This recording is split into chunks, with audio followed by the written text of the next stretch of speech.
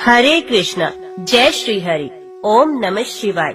प्रिय भक्तजनों, फाल्गुन मास में कई ऐसे त्योहार आते हैं जो हमारी धार्मिक एवं सांस्कृतिक धरोहर को एक बार फिर से ताजा कर देते हैं। उन्हीं में से एक पावन पर्व है फुलेरा दूज। ये त्योहार वसंत पंचमी और होली के बीच में आता है। माना जाता है कि इसी दिन भगवान कृष्ण ने राधा के साथ फूलों की होली खेली थी। यही कारण है कि इस पर्व का नाम फुलेरा दूज पड़ा। इस दूज पर राधा कृष्ण की पूजा करने, उन्हें फूलों से सजाने, वो उनके साथ फूलों वाली होली खेलने का बहुत महत्व है। कहा जाता है कि ऐसा करने से जातक की सभी मनोकामनाएं अति शीघ्र पूरी होती हैं। इस दिन भगवान कृष्ण व राधा रानी की पूजा करने से सभी कष्ट दूर होते हैं और भविष्य में आने वाली हर अड़चन से छुटकारा मिलता है। ज्योतिष शास्त्र के अनुसार फुलेरा दूज के दिन अबूझ मुहूर्त होता है। ऐसे में इस दिन विवाह या कोई अन्य मांगलिक कार्य करने के लिए शुभ मुहूर्त देखने की आवश्यकता नहीं होती है। ऐसी मान्यता है कि इस तिथि पर विवाह करने से जोड़े पर राधे कृष्ण की कृपा आजीवन बनी रहती है और उनका प्रेम आगाढ़ होता है। पौराणिक कथा के अनुसार एक बार कुछ ऐसा हुआ कि भगवान श्री कृष्ण बहुत दिनों तक राधा से मिलने वृंदावन नहीं जा पाए थे। ऐसे में राधा रानी अत्यंत दुखी हुई। राधा का ये अथाह दुख देखकर सिर्फ ग्वाल व गोपियां ही नहीं, बल्कि मथुरा के सभी पेड़ और पौधे व फूल भी मुरझाने लगे। ये बात जब श्री कृष्ण को पता चली तो वो शीघ्र ही राधा रानी से मिलने के लिए वृंदावन आ पहुंचे। कान्हा के आगमन का समाचार सुनकर वियोग में जल विहीन मछली की तरह छटपटाती राधा का मुखमंडल खिल उठा। गोपियां भी बहुत प्रसन्न हुई। सूखते हुए पेड़ पौधे व फूलों में एक बार फिर से जान आ गई और वो फिर से पहले की भांति हरे भरे हो गए। उस समय कन्हैया ने इन फूलों को तोड़कर राधा पर फेंकना शुरू कर दिया। इसके बाद राधा भी प्रसन्न होकर उन पर फूल फेंकने लगी। ये देखकर गोपियां और गवार सब एक दूसरे पर फूल बरसाने लगे। कहा जाता है कि तभी से फुलेरा दूज का ये पर्व बहुत ही धूमधाम से मनाया जाने लगा और हर वर्ष मथुरा में इस दिन फूलों की होली खेलने की परंपरा शुरू हो गई। अभी हम श्रवण करते हैं रासलीला का रहस्य। श्रीमद् भागवत गीता के 10वें स्कंद में भगवान की रासलीला का प्रसंग है। इसी को रास पंचध्यायी कहते हैं। इस रास पंचध्यायी में श्रीमद् भागवत गीता वर्णन तत्वों के सारभूत परम तत्व का परम उज्ज्वल प्रकाश है। ये 5 अध्याय वस्तु श्रीमद् भागवत के पंच प्राण स्वरूप है। भगवान की दिव्य लीला का भाव ना समझकर केवल बाहरी दृष्टि से देखने पर ये सारी कथा श्रृंगार रसपूर्ण दिखाई दे सकती है और इससे मनुष्य भ्रमग्रस्त हो सकता है। इसी से संभवत श्री सुखदेव जी ने उपर्युक्त प्रथम श्लोक में प्रथम शब्द भगवान दिया है, जिससे पढ़ने वाला व्यक्ति इसे भगवान की लीला समझकर ही पढ़े। वस्तुत ये लौकिक काम प्रसंग कदापि नहीं है। इसके श्रोता है विवेक वैराग्य संपन्न मुमुक्षु धर्म ज्ञान पूर्ण मरण की प्रतीक्षा करने वाले महाराज परीक्षित और वक्ता है। ब्रह्म विद्र विशिष्ट परम योगी जीवन मुक्त सर्व ऋषि मुनि मान्य श्री सुखदेव जी। ऐसे वक्ता और श्रोता लौकिक श्रृंगार की बातें कहे सुने, ये सोचना ही भूल है। वस्तुत इन 5 अध्यायों में भगवान श्री कृष्ण की परम दिव्य अंतरंग लीला का निज स्वरूप भूता महाभाव रूपा हलदायिनी शक्ति श्री राधा जी तथा उन्हीं की काव्य रूपा दिव्य कृष्ण प्रेम में गोपांगनाओं के साथ होने वाली भगवान की रसमय लीला का वर्णन है।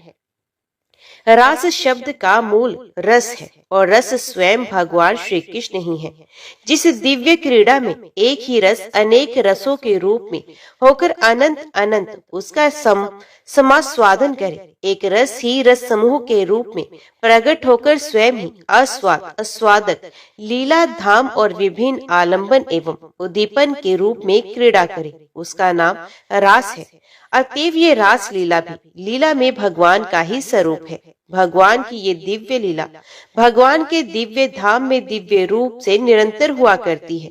भगवान की विशेष कृपा से प्रेमी साधकों के हितार्थ कभी कभी ये दिव्य अपने धाम के साथ ही भूमंडल पर भी अवतीर्ण हुआ करती है, जिसको देख सुन एवं गाकर तथा स्मरण चिंतन करके अधिकारी पुरुष रस स्वरूप भगवान की इस परम रसमयी लीला का आनंद ले सके और स्वयं भी भगवान की लीला में सम्मिलित होकर अपने को कृत्य कृत्य कर सके। इस पंचाध्याय में वंशी ध्वनि, गोपियों के अभिसार, श्री कृष्ण के साथ उनकी बातचीत, दिव्य रमण, श्री राधा जी के साथ अंतर्ध्यान, पुण्य प्राक्ट्य, गोपियों के द्वारा दिए हुए वसनासन पर विराजमान, गोपियों के कूट प्रश्न का उत्तर, रास नृत्य, क्रीड़ा, जल केली और वन विहार का वर्णन है, जो मानवीय भाषा में होने पर भी वस्तुत परम दिव्य है। ये बात पहले ही समझ लेनी चाहिए कि भगवान का शरीर जीव शरीर की भांति जड़ नहीं होता। जड़ की सत्ता केवल जीव की दृष्टि में होती है, भगवान की दृष्टि में नहीं। ये देह है और ये देही है। इस प्रकार का भेदभाव केवल प्रकृति के राज्य में होता है। अप्राकृतिक लोक में जहाँ की प्रकृति भी चिन्मय है, सब कुछ चिन्मय ही होता है। वहाँ चित्त की प्रतीति तो केवल चिद विलास अथवा भगवान की लीला की सिद्धि के लिए होती है। इसलिए स्थूलता में या यूं कहिए कि जड़ राज्य में रहने वाला मस्तिष्क जब भगवान की अप्राकृतिक लीलाओं के संबंध में विचार करने लगता है, तब वे अपनी पूर्व वासनाओं के अनुसार जड़ राज्य की धारणाओं, कल्पनाओं और क्रियाओं का ही आरोप उस दिव्य राज्य के विषय में भी करता है। इसलिए दिव्य लीला के रहस्य को समझने में असमर्थ हो जाता है। ये रास वस्तुत परम उज्जवल रस का एक दिव्य प्रकाश है। जड़ जगत की बात तो दूर ही, ज्ञान रूप या विज्ञान रूप जगत में भी ये प्रकट नहीं होता। अधिक क्या, साक्षात चिन्मय तत्वों में भी इस परम दिव्य उज्जवल रस का लेशाभास नहीं देखा जाता। इस परम रस की स्फूर्ति तो परम भावमय श्री कृष्ण प्रेम स्वरूपा गोपी जनों के मधुर हृदय में ही होती है। इस रास लीला के यथार्थ स्वरूप और परम माधुर्य का आस्वाद उन्हीं को मिलता है। दूसरे लोग तो इसकी कल्पना भी नहीं कर सकते। भगवान के समान ही गोपियां भी परमरसमयी और सच्चिदानंदमयी है। साधना की दृष्टि से भी उन्होंने न केवल जड़ शरीर का ही त्याग कर दिया, बल्कि सूक्ष्म शरीर से प्राप्त होने वाले स्वर्ग, कैवल्य से अनुभव होने वाले मोक्ष और तो क्या जड़ता की दृष्टि का ही त्याग कर दिया। उनकी दृष्टि में केवल चिदानंद स्वरूप श्री कृष्ण है। उनके हृदय में श्री कृष्ण को तृप्त करने वाला प्रेम अमृत है। उनकी इस अलौकिक स्थिति में स्थूल शरीर, उसकी स्मृति और उसके संबंध से होने वाले अंग संग की कल्पना किसी भी प्रकार नहीं की जा सकती। ऐसी कल्पना तो केवल देहात्म बुद्धि से जकड़े हुए जीवों की ही होती है, जिन्होंने गोपियों को पहचाना है। उन्होंने गोपियों की चरण धूलि का स्पर्श प्राप्त करके अपनी कृतकृत्यता चाही है। ब्रह्मा, शंकर, उद्धव और अर्जुन ने गोपियों की उपासना करके भगवान के चरणों में वैसे प्रेम का वरदान प्राप्त किया है या प्राप्त करने की अभिलाषा की है। उन गोपियों के दिव्य भाव को साधारण स्त्री पुरुष के भाव जैसा मानना गोपियों के प्रति, भगवान के प्रति और वास्तव में सत्य के प्रति महान अन्याय एवं अपराध है। इस अपराध से बचने के लिए भगवान की दिव्य लीलाओं पर विचार करते समय उनकी अप्राकृतिक दिव्यता का स्मरण रखना परम आवश्यक है। भगवान का चिदानंद घन शरीर दिव्य है। वे अजन्मा और अविनाशी हैं। हानोपादान रहित वे नित्य सनातन शुद्ध भगवत स्वरूप ही हैं। इसी प्रकार गोपियां दिव्य जगत की भगवान की सर्वभूता अंतरंग शक्तियां हैं। इन दोनों का संबंध भी दिव्य ही है। ये उच्चतम भाव राज्य की लीला स्थूल शरीर और स्थूल मन से परे है। आवरण भंग से अनंतर अर्थात चीर हरण करके जब भगवान स्वीकृति देते हैं, तब इसमें प्रवेश होता है। प्राकृतिक देह का निर्माण होता है, स्थूल, सूक्ष्म और कारण। इन तीन देहों के संयोग से जब तक कारण शरीर रहता है, तब तक प्राकृतिक देह से जीव को छुटकारा नहीं मिलता। कारण शरीर कहते हैं पूर्वकृत कर्मों के उन संस्कारों को जो देह निर्माण में कारण होते हैं। इस कारण शरीर के आधार पर जीव को बार बार जन्म मृत्यु के चक्कर में पड़ना होता है और यही चक्र जीव की मुक्ति ना होने तक अथवा कारण का सर्वथा अभाव ना होने तक चलता ही रहता है। इसी कर्म बंधन के कारण 5 भौतिक स्थूल शरीर मिलता है, जो रक्त, मांस, अस्थि, मेद, मज्जा आदि से भरा और चमड़े से ढका होता है। प्रकृति के राज्य में जितने शरीर होते हैं, सभी वस्तु योनि और बिंदु के संयोग से ही बनते हैं।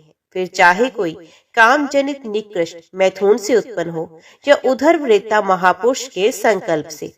बिंदु के अधोगामी होने पर कर्तव्य रूट श्रेष्ठ मैथुन से हो अथवा बिना ही मैथुन के नाभि, हृदय, कंठ, कर्ण, नेत्र, सर, मस्तक आदि के स्पर्श से, बिना ही स्पर्श के केवल दृष्टि मात्र से अथवा बिना देखे केवल संकल्प से ही उत्पन्न हो, ये मैथुनी अमैथुनी सभी शरीर है, योनि और बिंदु के संयोग जनित है। ये सभी प्राकृतिक शरीर है। इसी प्रकार योगियों के द्वारा निर्मित निर्माण काय यद्यपि अपेक्षाकृत शुद्ध है, तथापि वे भी है ही प्रकृति। पितर या देवों के दिव्य कहलाने वाले शरीर भी प्राकृतिक ही हैं। अप्राकृतिक शरीर इन सबसे विलक्षण है, जो महाप्रलय में भी नष्ट नहीं होते। और भगवत देह तो साक्षात भगवत स्वरूप ही है। देव शरीर प्राय रक्त, मांस, मेद, अस्थि वाले नहीं होते, अप्राकृतिक शरीर भी नहीं होते। फिर भगवान श्री कृष्ण का भगवत स्वरूप शरीर तो रक्त, मांस, अस्थि में होता ही कैसे? वे तो सर्वथा चिदानंद में है। उसमें देह देही, गुण गुणी, रूप रूपी, नाम नामी और लीला तथा लीला पुरुषोत्तम का भेद नहीं है। श्री कृष्ण का एक एक अंग पूर्ण श्री कृष्ण है। श्री कृष्ण का मुखमंडल जैसे पूर्ण श्री कृष्ण है, वैसे ही श्री कृष्ण का पदनख भी पूर्ण श्री कृष्ण है। श्री कृष्ण की सभी इंद्रियों से सभी काम हो सकते हैं। उनके कान देख सकते हैं, उनकी आंखें सुन सकती हैं, उनकी नाक स्पर्श कर सकती है, उनकी रसना सूंघ सकती है, उनकी त्वचा स्वाद भी ले सकती है। वे हाथों से देख सकते हैं, आंखों से चल सकते हैं। श्री कृष्ण का सब कुछ श्री कृष्ण होने के कारण वे सर्वथा पूर्णतम है। इसी से उनकी रूप माधुर्य नित्य वर्धनशील, नित्य नवीन, सौंदर्यमयी है। उसमें ऐसा चमत्कार है कि वे स्वयं अपने को ही आकर्षित कर लेती है। फिर उनके सौंदर्य माधुर्य से गोहरण और वृक्ष बेल पुलकित हो जाए, इसमें तो कहना ही क्या है। भगवान के ऐसे स्वरूपभूत शरीर से गंदा मैथुन कर्म संभव नहीं। मनुष्य जो कुछ खाता है उससे क्रमश रस, रक्त, मांस, मेद, मज्जा और अस्थि बनकर अंत में शुक्र बनता है। इसी शुक्र के आधार पर शरीर रहता है और मैथुन क्रिया से इसी शुक्र का शरण हुआ है। भगवान का शरीर ना तो कर्मजन्य है, न मैथुनी सृष्टि का है और ना ही दैवी ही है। वे तो इन सबसे परे सर्वथा विशुद्ध भगवत स्वरूप है। उसमें रक्त, मांस, अस्थि आदि नहीं है, अतएव उसमें शुक्र भी नहीं है। इसलिए उससे प्राकृतिक 5 भौतिक शरीरों वाले स्त्री पुरुषों के रमण या मैथुन की कल्पना भी नहीं हो सकती। इसलिए भगवान को उपनिषद में अखंड ब्रह्मचारी बताया गया है और इसी से भागवत में उनके लिए अवरुद्ध, सौरत आदि शब्द आए हैं। फिर कोई शंका करे कि उनके 16,108 रानियों के इतने पुत्र कैसे हुए, तो इसका सीधा उत्तर यही है कि ये सारी भगवती सृष्टि थी, भगवान के संकल्प से हुई थी। भगवान के शरीर में जो रक्त, मांस आदि दिखलाई पड़ते हैं, वे तो भगवान की योग माया का चमत्कार है। इस विवेचन से भी ये सिद्ध होता है कि गोपियों के साथ भगवान श्री कृष्ण का जो रमण हुआ, वे सर्वथा दिव्य भगवत राज्य की लीला है, लौकिक काम क्रीड़ा नहीं है। उन गोपियों की साधना पूर्ण हो चुकी है। भगवान ने अगली रात्रियों में उनके साथ विहार करने का प्रेम संकल्प कर लिया है। इसी के साथ उन गोपियों को भी जो नित्य सिद्धा है, जो लोक दृष्टि में विवाहिता भी है, इन्हीं रात्रियों में दिव्य लीला में सम्मिलित करना है। वे अगली रात्रियां कौन कौन सी हैं, ये बात भगवान की दृष्टि के सामने है। उन्होंने शारदीय रात्रियों को देखा, भगवान ने देखा। इसका अर्थ सामान्य नहीं, विशेष है। जैसे सृष्टि के प्रारंभ में भगवान के इस ईश्वर से जगत की उत्पत्ति होती है, वैसे ही रास के प्रारंभ में भगवान के प्रेम वीक्षण से शरत काल की दिव्य रात्रियों की सृष्टि होती है। मल्लिका पुष्प, चंद्रिका आदि समस्त उद्दीपन सामग्री भगवान के द्वारा विकसित है, अर्थात लौकिक नहीं, अलौकिक, अप्राकृतिक है। गोपियों ने अपना मन श्री कृष्ण के मन में मिला दिया है। उनके पास स्वयं मन ना था। अब प्रेम दान करने वाले श्री कृष्ण ने विहार के लिए नवीन मन की दिव्य मन की सृष्टि की।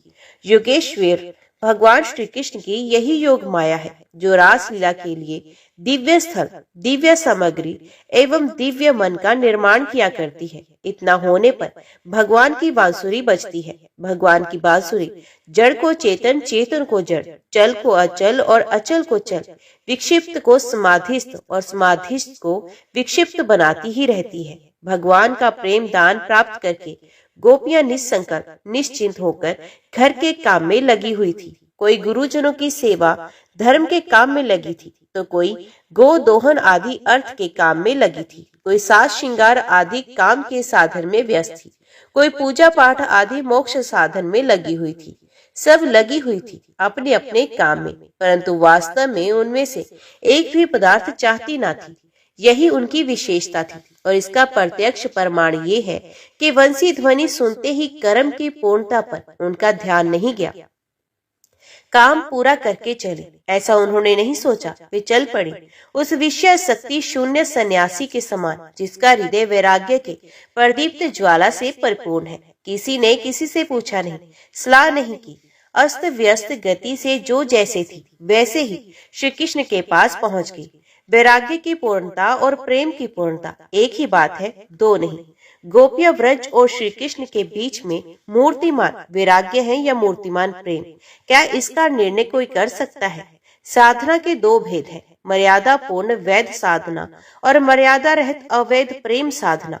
दोनों के ही अपने अपने स्वतंत्र नियम है। वैध साधना में जैसे नियमों के बंधन का, सनातन पद्धति का, कर्तव्यों का और विविध पालनीय धर्मों का त्याग साधन से भ्रष्ट करने वाला और महान हानिकारक है, वैसे ही अवैध प्रेम साधना में इनका पालन कलंक रूप होता है। ये बात नहीं है कि इन सब आत्मनोक्ति के साधनों को वे अवैध प्रेम साधना का साधन जानबूझकर छोड़ देता है। ये बात ये है कि वे स्तर ही ऐसा है जहाँ इनकी आवश्यकता नहीं है। ये वहाँ अपने आप वैसे ही छूट जाते हैं जैसे नदी के पार पहुंच जाने पर स्वाभाविक ही नौका की सवारी छूट जाती है। जमीन पर ना तो नौका पर बैठकर चलने का प्रश्न उठता है और ना ऐसा चाहने या करने वाला बुद्धिमान ही माना जाता है। ये सब साधन वहीं तक रहते हैं जहाँ तक सारी वृत्तियां सहज स्वे इच्छा से सदा सर्वदा एकमात्र भगवान की ओर दौड़ने लग जाती हैं। श्री गोपीचंद साधना की उच्च स्तर में परम आदर्श थी। उनकी सारी वृत्तियां सर्वथा श्री कृष्ण में ही निमग्न रहती थी। इसी से उन्होंने देह गेह पति पुत्र लोक परलोक कर्तव्य धर्म सबको छोड़कर सबका उल्लंघन करके एकमात्र परम धर्म स्वरूप भगवान श्री कृष्ण को ही पाने के लिए अभिसार किया था। उनका ये पति पुत्रों का त्याग, ये सर्व धर्म का त्याग ही उनके स्तर के अनुरूप सब धर्म है। इस सर्व धर्म त्याग रूप सब धर्म का आचरण गोपियों जैसे उच्च स्तर के साधकों में ही संभव है, क्योंकि सब धर्मों का ये त्याग वे ही कर सकते हैं जो उसका यथाविधि पूरा पालन कर चुकने के बाद इसके परम फल अनन्य और अचिंत्य देव दुर्लभ भगवत प्रेम को प्राप्त कर चुकते हैं। वे भी जानबूझकर त्याग नहीं करते। सूर्य का प्रखर प्रकाश हो जाने पर तैल दीपक की भांति स्वतः ही ये धर्म उसे त्याग देते हैं। ये त्याग तिरस्कार मूलक नहीं वरम तृप्ति मूलक है। भगवत प्रेम की ऊंची स्थिति का यही स्वरूप है। देवऋषि नारद का एक सूत्र है जो वेदों का भी भली भांति त्याग कर देता है। वे अखंड असीम भगवत प्रेम को प्राप्त करता है। जिसको भगवान अपनी वंशी ध्वनि सुनाकर नाम ले लेकर बुलाए, वे भला किसी दूसरे धर्म की ओर ताककर कब और कैसे रुक सकता है? रोकने वालों ने रोका भी, परंतु हिमालय से निकलकर समुद्र में गिरने वाली ब्रह्मपुत्र नदी की प्रखर धारा को क्या कोई रोक सकता है? वे ना रुकी ना रोकी जा सकी। जिनके चित्त में कुछ प्राक्तन संस्कार अविष्ट थे, वे अपने अधिकार के कारण शरीर में जाने में समर्थ ना हुए। उनका शरीर घर में पड़ा रहा। भगवान के वियोग दुख से उनके सारे कलुष धुल गए। ध्यान में प्राप्त भगवान के प्रेम आलिंगन से उनके समस्त पुण्यों का परम फल प्राप्त हो गया और वे भगवान के पास सशरीर जाने वाली गोपियों के पहुंचने से पहले ही भगवान के पास पहुंच गई। भगवान में मिल गई। ये शास्त्र का प्रसिद्ध सिद्धांत है कि पाप पुण्य के कारण ही बंधन होता है और शुभाशुभ का भाग होता है। शुभाशुभ कर्मों के भोग से जब पाप पुण्य दोनों नाश हो जाते हैं, तब जीव की मुक्ति हो जाती है। यद्यपि गोपियां पाप पुण्य से रहित श्री भगवान की प्रेम प्रतिमा स्वरूपा थी, तथापि लीला के लिए ये दिखाया गया है कि अपने प्रियतम श्री कृष्ण के पास ना जा सकने से उनके विरहानल से उनको इतना महान संताप हुआ कि उससे उनके संपूर्ण अशुभ का भोग हो गया। उनके समस्त पाप नष्ट हो गए और प्रियतम भगवान के ध्यान से उन्हें इतना आनंद हुआ कि उससे उनके सारे पुण्यों का फल मिल गया। इस प्रकार पाप पुण्य का पूर्ण रूप से अभाव हो जाने से उनकी मुक्ति हो गई। चाहे किसी भी भाव से हो, काम से, क्रोध से, लोभ से, जो भगवान के मंगल में श्री विग्रह का चिंतन करता है, उसके भाव की अपेक्षा ना करके वस्तु शक्ति से ही उसका कल्याण हो जाता है। ये भगवान के श्री विग्रह की ही विशेषता है। भाव के द्वारा तो एक प्रस्तर मूर्ति भी परम कल्याण का दान कर सकती है। बिना भाव के ही कल्याण दान भगवत विग्रह का सहज दान है। भगवान है बड़ी लीला में, जहाँ भी अखिल विश्व के विधाता ब्रह्मा शिव आदि के भी वंदनीय निखिल जीवों के प्रतिज्ञात्मा है, वहीं वे लीला नटवर गोपियों के इशारे पर नाचने वाले भी हैं। उन्हीं की इच्छा से, उन्हीं के प्रेम आवाहन से, उन्हीं की वंशी निमंत्रण से प्रेरित होकर गोपियां उनके पास आई, परंतु उन्होंने ऐसी भावभंगी प्रकट की कि ऐसा स्वांग बनाया मानो उन्हें गोपियों ने के आने का कुछ पता ही न हो। कदाचित गोपियों के मुंह से वे उनके हृदय की बात, प्रेम की बात सुनना चाहते रहे हों। संभव है कि वे भी प्रलंभ के द्वारा उनके मिलन भाव को परिपुष्ट करना चाहते हो। बहुत करके तो ऐसा लगता है कि कहीं लोग इस साधारण बात को ना समझ ले, इसलिए साधारण लोगों के लिए उपदेश और गोपियों का अधिकार भी उन्होंने सबके सामने रख दिया। उन्होंने बताया, गोपियों, ब्रज में कोई विपत्ति तो नहीं आई? घोर रात्रि में यहाँ आने का क्या कारण है? घर वाले तुम्हें ढूंढते होंगे। अब यहाँ ठहरना नहीं चाहिए। वन की शोभा देख ली, अब बच्चों और बछड़ों का भी ध्यान करो। धर्म के अनुकूल मोक्ष के खुले हुए द्वार, अपने सगे संबंधियों की सेवा छोड़कर वन में दर दर भटकना स्त्रियों के लिए अनुचित है। स्त्री को अपने पति की ही सेवा करनी चाहिए, वे कैसा भी हो, क्यों ना हो। यदि यही सनातन धर्म है, इसके अनुसार तुम्हें चलना चाहिए। मैं जानता हूँ कि तुम सब मुझसे प्रेम करती हो, परंतु प्रेम में शारीरिक सन्निधि आवश्यक नहीं है। श्रवण, स्मरण, दर्शन और ध्यान से सानिध्य की अपेक्षा अधिक प्रेम बढ़ता है। जाओ, तुम सनातन सदाचार का पालन करो, इधर उधर मन को मत भटकने दो। श्री कृष्ण की ये शिक्षा गोपियों के लिए नहीं, सामान्य नारी जाति के लिए है। गोपियों का अधिकार विशेष था और उसको प्रकट करने के लिए ही भगवान श्री कृष्ण ने ऐसे वचन कहे थे। उन्हें सुनकर गोपियों की क्या दशा हुई और उनके उत्तर में उन्होंने श्री कृष्ण से क्या प्रार्थना की। वे श्री कृष्ण को मनुष्य नहीं मानती थी, उनके पूर्ण ब्रह्म सनातन स्वरूप को भली भांति जानती थी और ये जानकर ही उनसे प्रेम करती थी। इस बात का कितना सुंदर परिचय दिया। ये सब विषय मूल में ही पाठ करने योग्य है। सचमुच जिनके हृदय में भगवान के परम तत्व का वैसा अनुभव, ज्ञान और भगवान के प्रति वैसा ही महान अनन्य अनुराग है और सच्चाई के साथ जिनकी वाणी में वैसे उद्गार है, वे ही विशेष अधिकारवान है। गोपियों की प्रार्थना से ये बात स्पष्ट हो जाती है कि वे श्री कृष्ण को अंतर्यामी, योग योगेश्वर परमात्मा के रूप में पहचानती थी और जैसे दूसरे लोग गुरु, सखा या माता पिता के रूप में श्री कृष्ण की उपासना करते हैं, वैसे ही वे पति के रूप में श्री कृष्ण को प्रेम करती थी, जो शास्त्रों में मधुर भाव के उज्जवल परम रस के नाम से कहा गया है। जब प्रेम के सभी भाव पूर्ण होते हैं और साधकों को स्वामी खादी के रूप में भगवान मिलते हैं, तब गोपियों ने क्या अपराध किया था? उनका ये उच्चतम भाव, जिसमें शांत, दास से सख्य और वात्सल्य सबके सब अंतर्भूत है और जो सबसे अनंत एवं सबका अंतिम रूप है, क्यों न पूर्ण हो। भगवान ने उनका भाव पूर्ण किया, अपने को असंख्य रूपों में प्रकट करके गोपियों के साथ क्रीड़ा की। उनकी क्रीड़ा का स्वरूप बताते हुए कहा गया है, जैसे नन्हा सा शिशु दर्पण अथवा जल में पड़े हुए अपने प्रतिबिंब के साथ खेलता रहता है, वैसे ही रमेश भगवान और ब्रज सुंदरों ने रमण किया, अर्थात सच्चिदानंद घन सर्वंतर्यामी प्रेम रस स्वरूप लीला रस में परमात्मा भगवान श्री कृष्ण ने अपनी हलदाहिनी शक्ति रूपा अपनी ही प्रतिमूर्ति से उत्पन्न अपनी प्रतिबिंब स्वरूपा गोपियों में आत्म क्रीड़ा की। पूर्ण ब्रह्म सनातन रस स्वरूप रसराज रसिक शेखर रस पर ब्रह्म भगवान श्री कृष्ण की इस चिदानंद रसमय दिव्य क्रीड़ा का नाम ही रास है। इसमें ना कोई जड़ शरीर था, ना प्राकृतिक अंग संग था, और ना इसके संबंध की प्राकृतिक और स्थूल कल्पनाएं ही थी। ये था चिदानंद में भगवान का दिव्य विहार, जो दिव्य लीला धाम में सर्वदा होते रहने पर भी कभी कभी इस जड़ जगत में भी प्रकट होता है।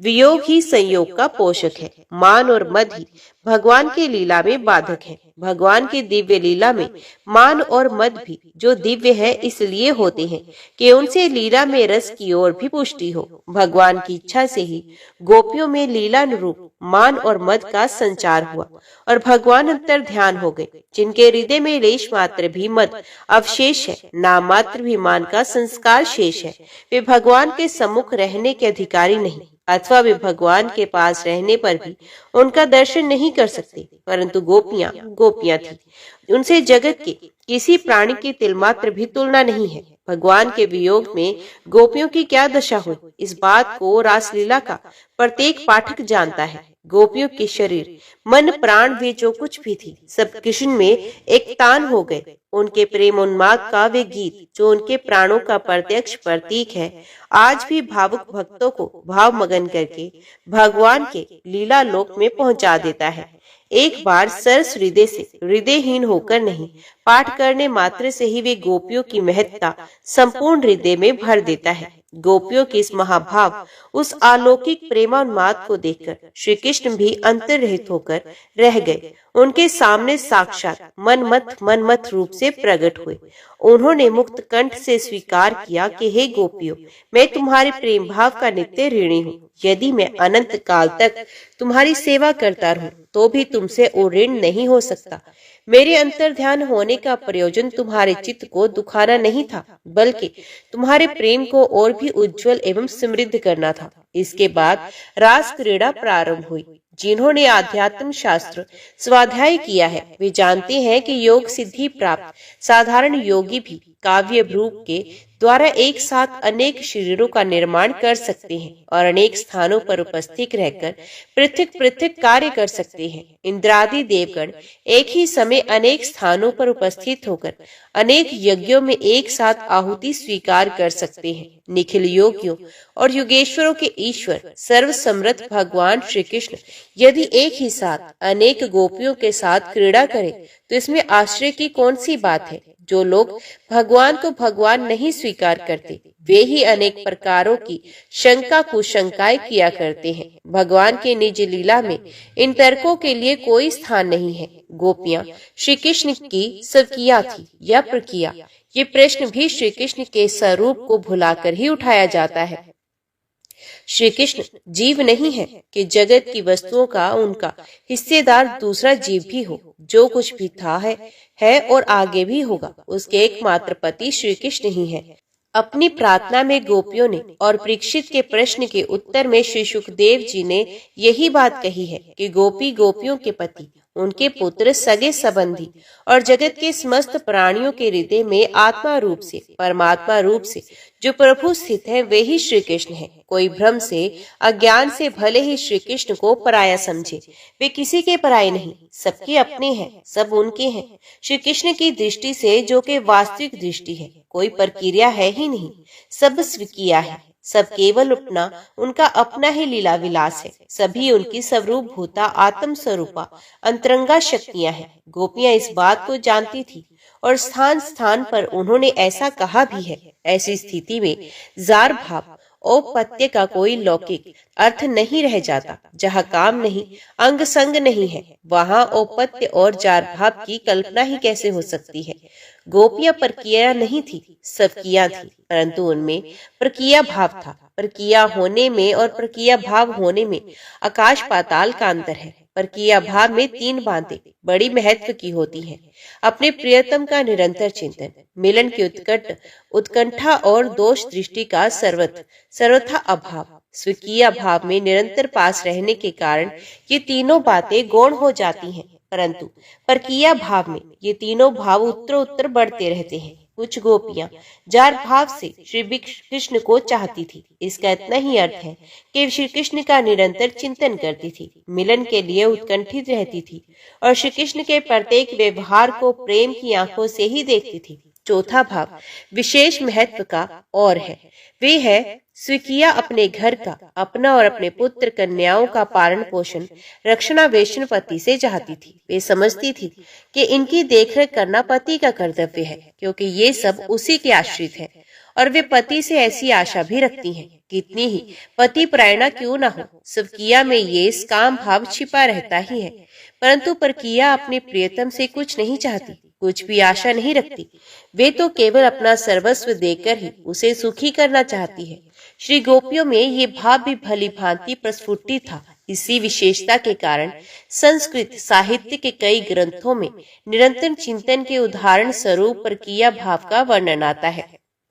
गोपियों के इस भाव के एक नहीं अनेकों दृष्टांत श्रीमद् भागवत में मिलते हैं। इसलिए गोपियों पर परकियापन का आरोप उनके भाव को ना समझने के कारण है। जिसके जीवन में साधारण धर्म की एक हल्की सी प्रकाश रेखा आ जाती है, उसी का जीवन परम पवित्र और दूसरों के लिए आदर्श स्वरूप बन जाता है। फिर वे गोपियां जिनका जीवन साधना की चरम सीमा पर पहुंच चुका था, अथवा जो नित्य सिद्धा एवं भगवान की स्वरूप होता है, या जिन्होंने कल्पों तक साधना करके श्री कृष्ण की कृपा से उनका सेवाधिकार प्राप्त कर लिया है, सदाचार का उल्लंघन कैसे कर सकती हैं और समस्त धर्म मर्यादाओं के संस्थापक श्री कृष्ण पर धर्म उल्लंघन का लांछन कैसे लगाया जा सकता है। श्री कृष्ण और गोपियों के संबंध में इस प्रकार की कुकल्पनाएं उनके दिव्य स्वरूप और दिव्य लीला के विषय में अनभिज्ञता ही प्रकट करती हैं। श्रीमद् भागवत पर, दशम स्कंद पर और रास पंचाध्याय पर अब तक अनेक भाष्य और टीकाएं लिखी जा चुकी हैं, जिनके लेखकों में जगत गुरु श्री वल्लभाचार्य, श्रीधर स्वामी, श्री जीव गोस्वामी आदि हैं। उन लोगों ने बड़े विस्तार से रासलीला की महिमा समझाई है। किसी ने इसे काम पर विजय बतलाया है, किसी ने भगवान का दिव्य विहार बतलाया है और किसी ने इसका आध्यात्मिक अर्थ किया है। भगवान श्री कृष्ण आत्मा है, आत्मकार वृत्ति श्री राधा है और शेष आत्म विमुख वृत्तियां गोपी हैं। उनका धारा प्रवाह रूप से निरंतर आत्म स्मरण ही रास है। किसी भी दृष्टि से देखें, रासलीला की महिमा अधिकाधिक प्रकट होती है, परंतु इससे ऐसा नहीं मानना चाहिए कि श्रीमद् भागवत में वर्णित रास या रमण प्रसंग केवल रूपक या कल्पना मात्र हैं। वे सर्वथा सत्य है और जैसा वर्णन है वैसा ही मिलन, विलासादि रूप श्रृंगार का रसवादन भी हुआ था। भेद इतना ही है कि वे लौकिक स्त्री पुरुषों का काम मिलन नहीं था। उसके नायक थे सच्चिदानंद विग्रह, परातत्व, तत्व पूर्णतम, स्वाधीन और निर्कुंज स्वेच्छा विहारी गोपीनाथ भगवान नंद नंदन एवं नायिकाएं थी स्वयं हलदाहिनी शक्ति श्री राधा जी और उनकी कार्य रूपा, उनकी घनीभूत मूर्तियां श्री गोपीचंद। अतएव इनकी ये लीला अप्राकृतिक थी। सर्वथा मीठी मिश्री की अत्यंत कड़ुए इंद्रायण तुम्बे जैसी कोई आकृति बना ली जाए, जो देखने में ठीक तुम्बे जैसी ही प्रतीत हो, तो इससे असल में वे मिश्री का तुम्बा कटुआ थोड़े ही हो जाता है। क्या तुम्बे के आकार की होने से ही मिश्री के स्वाभाविक गुण मधुरता का अभाव हो जाता है? नहीं नहीं, वे किसी भी आकार में हो, सर्वत्र सर्वदा और सर्वथा सब ओर से मिश्री ही मिश्री है। बल्कि इसमें लीला चमत्कार की बात अवश्य है। लोग समझते हैं कड़ुआ तुम्बा और होती है और मधुर मिश्री और। इसी प्रकार अखिल रस समृद्धि सिंधु सच्चिदानंद घन विग्रह भगवान श्री कृष्ण, उनकी अंतरंगा अभिन्न स्वरूपा गोपियों की लीला भी देखने में कैसे ही क्यों ना हो, वस्तुतः वे सच्चिदानंदमयी ही है। उसमें सांसारिक गंदे काम का कड़वा स्वाद है ही नहीं। हाँ, ये अवश्य है, किसी लीला की नकल किसी को भी कभी नहीं करनी चाहिए। करना संभव ही नहीं है। मायिक पदार्थों के द्वारा मायातीत भगवान का अनुकरण कोई कैसे कर सकता है? कड़वे तुम्बे को चाहे जैसी सुंदर मिठाई की आकृति दे दी जाए, उसका कड़वापन कभी मिट नहीं सकता। इसलिए जिन मोहग्रस्त मनुष्यों ने श्री कृष्ण की रास आदि अंतरंग लीलाओं का अनुकरण करके नायक नायिकाओं का रसवादन करना चाहा या चाहते हैं, उनका घोर पतन हुआ है और होगा। श्री कृष्ण की इन लीलाओं का अनुकरण तो केवल श्री कृष्ण ही कर सकते हैं। इसलिए सुखदेव जी ने रस पंचाध्याय के अंत में सबको सावधान करते हुए कह दिया है कि भगवान के उपदेश तो सब मानने चाहिए, परंतु उनके सभी आचरणों का अनुकरण कभी नहीं करना चाहिए। यदि ये हठ ही हो कि श्री कृष्ण का चरित्र मानवीय धारणाओं और आदर्शों के अनुकूल ही होना चाहिए, तो इसमें भी कोई आपत्ति की बात नहीं है। श्री कृष्ण की अवस्था उस समय 10 वर्ष के लगभग थी, जैसा कि वास्तव में भागवत में स्पष्ट वर्णन मिलता है। गांव में रहने वाले बहुत से 10 वर्ष के बच्चे तो नंगे ही रहते हैं। उन्हें काम वृत्ति और स्त्री पुरुष संबंध का कुछ ज्ञान ही नहीं रहता। लड़के लड़की एक साथ खेलते हैं, नाचते हैं, गाते हैं, त्योहार मनाते हैं, गुड्डे गुड्डी की शादी करते हैं, बारात ले जाते हैं और आपस में भोज भात भी करते हैं। गांव के बड़े बूढ़े लोग बच्चों का ये मनोरंजन देखकर प्रसन्न ही होते हैं। उनके मन में किसी प्रकार का दुर्भाव नहीं आता। ऐसे बच्चों को युवती स्त्रियां भी बड़े प्रेम से देखती हैं, आदर करती हैं, नहलाती हैं, खिलाती हैं। ये तो साधारण बच्चों की बात है। श्री कृष्ण जैसे असाधारण थी शक्ति संपन्न बालक, जिनके अनेक सद्गुण बाल्यकाल में ही प्रकट हो चुके थे, जिनकी सम्मति, चातुर्य और शक्ति से बड़ी बड़ी विपत्तियों में से ब्रजवासियों ने तृण पाया था, उनके प्रति वहां की स्त्रियां, बालिकाओं और बच्चों का कितना स्नेह, कितना आदर रहा होगा, इसकी कल्पना भी नहीं की जा सकती। उनके सौंदर्य, माधुर्य और ऐश्वर्य से आकृष्ट होकर गांव की बालक बालिकाएं उनके साथ ही रहती थी और श्री कृष्ण भी अपनी मौलिक प्रतिभा से राग, ताल आदि नए नए साधनों से उनका मनोरंजन करते थे और उन्हें शिक्षा देते थे। ऐसे ही मनोरंजनों में से रास लीला भी एक थी। ऐसा समझना चाहिए। जो श्री कृष्ण को केवल मनुष्य समझते हैं, उनकी दृष्टि में भी ये दोष की बात नहीं होनी चाहिए। वे उदारता और बुद्धिमानी के साथ भागवत में आए हुए काम, रति आदि शब्दों का ठीक वैसे ही अर्थ समझें जैसा उपनिषद और गीता में इन शब्दों का अर्थ है। वास्तव में गोपियों के परम त्याग में प्रेम का ही नामांतर काम है और भगवान श्री कृष्ण का आत्मरण अथवा उनकी दिव्य क्रीड़ा ही रति है। इसलिए इस प्रसंग में स्थान स्थान पर उनके लिए विभु, परमेश्वर, लक्ष्मीपति, भगवान, योगेश्वर, आत्माराम, मनमथ आदि पद आए हैं, जिससे किसी को कोई भ्रम न हो जाए। राजा परीक्षित ने अपने प्रश्नों में जो शंकाएं की हैं, उनका उत्तर प्रश्नों के अनुरूप ही अध्याय 21 के श्लोक 13 से लेकर 16 तक, अध्याय 33 से श्लोक 30 और 37 तक श्री सुखदेव जी ने दिया है। इस उत्तर से वे शंकाएं तो हट गई हैं, परंतु भगवान की दिव्य लीला का रहस्य नहीं खुलने पाया। संभवतः उस रहस्य को गुप्त रखने के लिए ही 33वें अध्याय में रास लीला प्रसंग समाप्त कर दिया गया। वस्तु इस लीला के मूल रहस्य की प्राकृतिक जगत में व्याख्या की भी नहीं जा सकती, क्योंकि यह जगत की क्रीड़ा भी नहीं है। ये तो उस दिव्य आनंदमय रस में राज्य की चमत्कारमय लीला है, जिसके श्रवण और दर्शन के लिए परमहंस मुनिगण भी सदा उत्कंठित रहते हैं। कुछ लोग इस लीला प्रसंग को भागवत में शेषक कहते हैं। वे वास्तव में दुराग्रह करते हैं, क्योंकि प्राचीन से प्राचीन प्रतियों में भी ये प्रसंग मिलता है और थोड़ा विचार करके देखने से सर्वथा सुसंगत और निर्दोष सिद्ध होता है। भगवान श्री कृष्ण कृपा करके ऐसी विमल बुद्धि दे जिससे हम लोग इसका कुछ रहस्य समझने में समर्थ हों।